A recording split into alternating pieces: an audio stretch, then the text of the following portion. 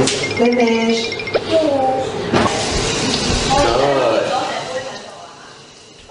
Hi, welcome to today's toilet training edition. I'm sure some of you have been waiting to watch this video, as toilet training is a really common topic that we have to deal with the students that we see, and many parents often find this process sometimes a little challenging or difficult.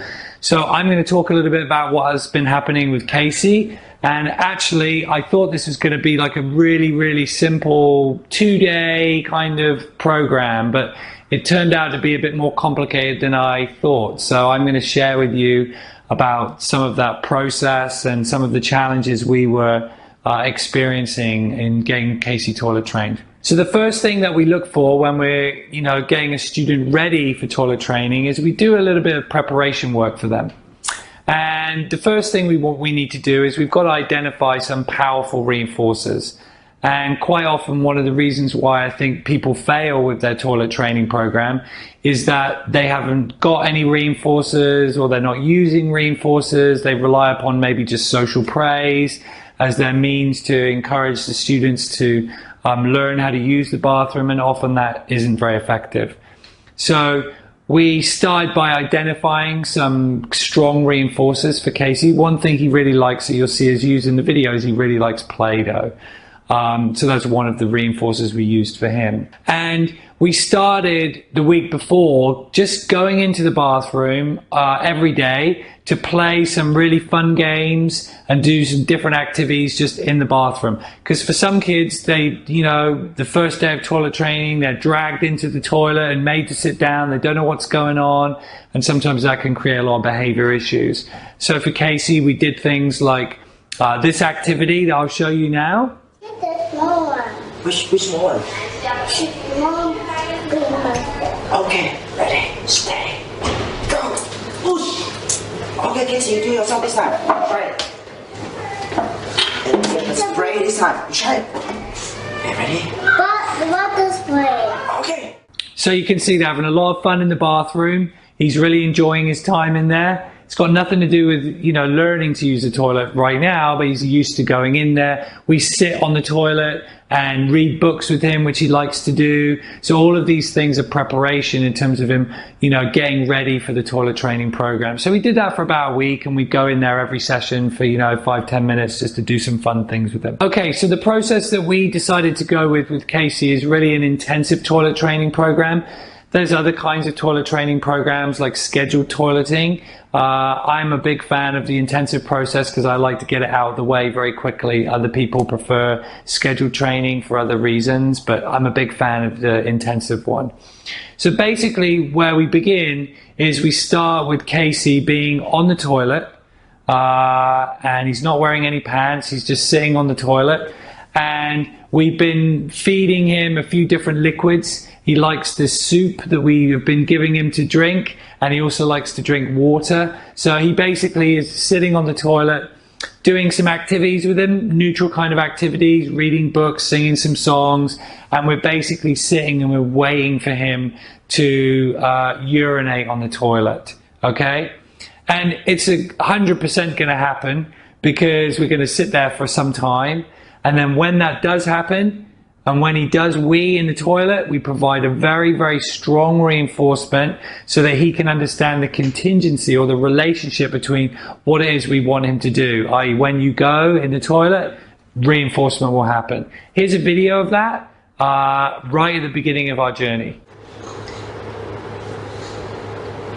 Whoa, good, wee in toilet.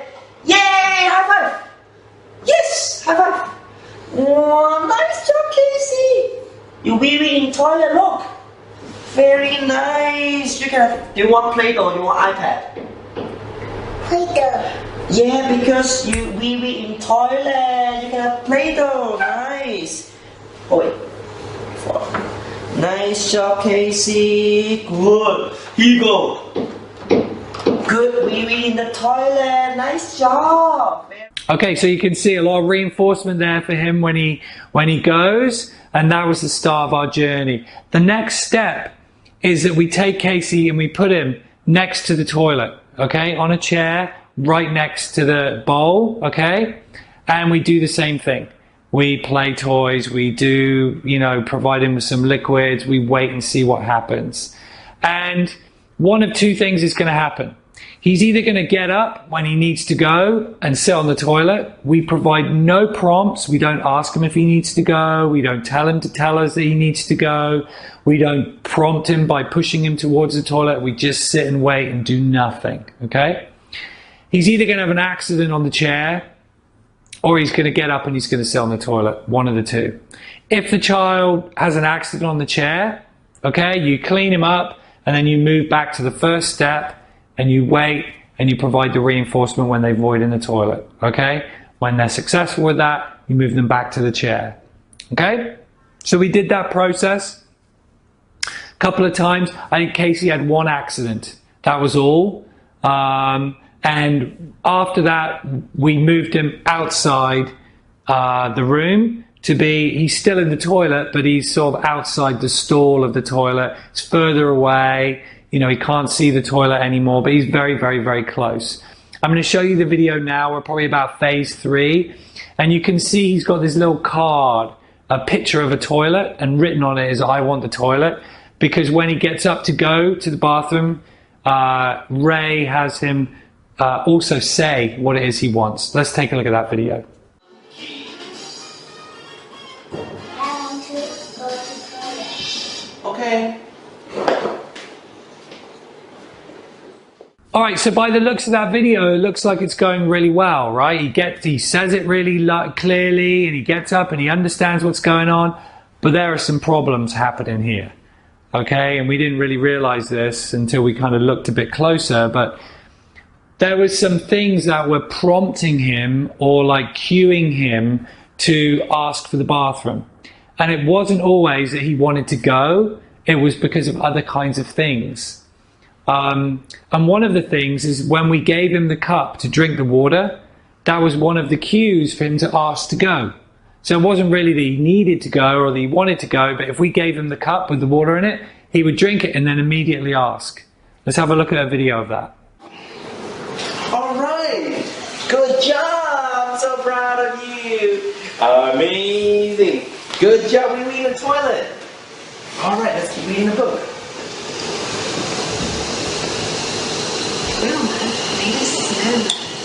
Wilma made a snowman. Wow.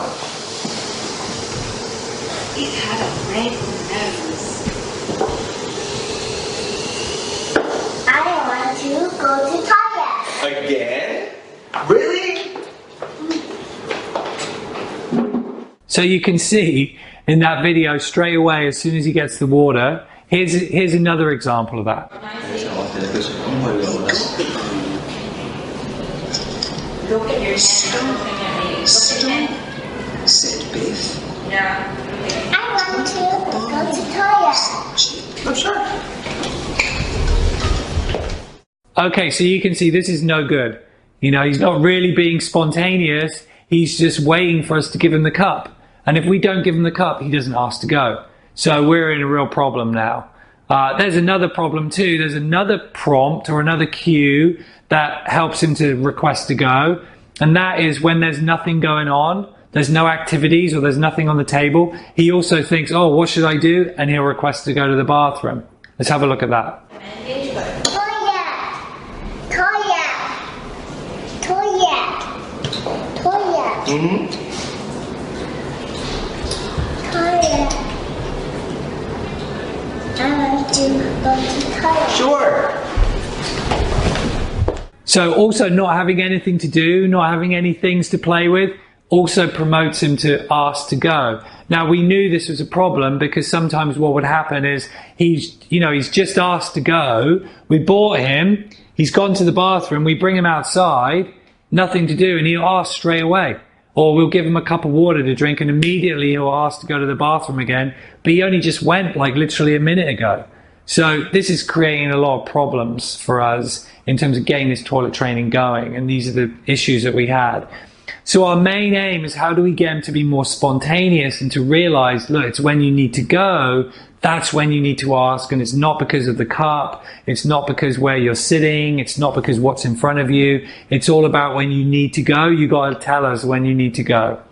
So I was actually away for a week when a lot of this was happening, and so when I got back, my recommendation was we have to strip and go right back to the beginning. So I said, let's just go right back. Let's have him sit in the stall.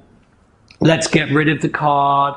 Let's try not to provide the water in the cups unless we're outside. So there's no cues, no prompts, no assistance. And let's see what happens. So we did that for a day. Again, he was a bit uncomfortable because he'd be really holding and holding for long periods of time, waiting for those cues to be presented, and we didn't present them.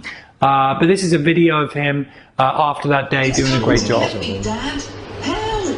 I want to go to toilet. Okay. You know what? Okay, now after that, sometimes what would happen is we still needed to give him some water to drink, okay, to increase the amount of times he would request to go. But in this instance, when he got the cup and immediately asked to go, we would basically say not now, we'd have him get back to the activity, and we wouldn't take him when that happened. Let me show you a video of that. I want to go to toilet. I want to. You know what? You know what? Let's wait a little bit. We'll finish this song first, okay? So that was to, you know, avoid him just repeatedly going when we gave him the cup of water to drink, as opposed to really, you know, feel like he needed to go.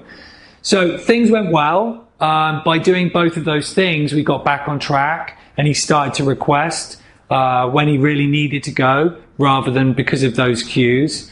Here's a video of him very recently, and he's in his therapy room now. He's not you know, having any cues, and it's very natural, and he's requesting to go.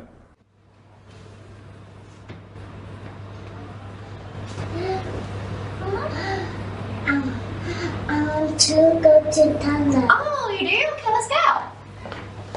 Okay, so you can see he's doing really very well now, but he still leaves it a little bit to the last minute. I wouldn't say he's fluent with it right now.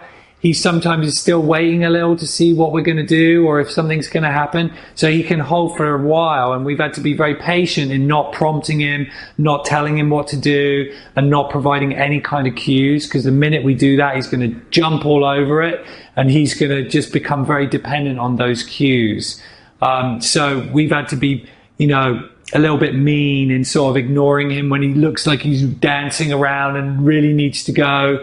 And then eventually he'll request to go. I think as we go through the rest of this week, we're going to be much more fluid, and he'll just be requesting to go, you know, whenever he needs to, and not waiting for the last minute. But so far it's been a good process. It's taken longer than I thought it would do because of a lot of these problems we've needed to iron out and go back. And, you know, often when we're doing toilet training, you need to be strategic and look at what the kind of problems are coming up and how you adjust the program to, you know, fit in with the needs of the students. But, you know, it's been a good project. And so far, I think we're pretty much 99% done. Parents have also reported that he's been requesting to go at home, showing he's been generalizing that skill outside the sessions we've done here. So I'm very happy with the way it's gone.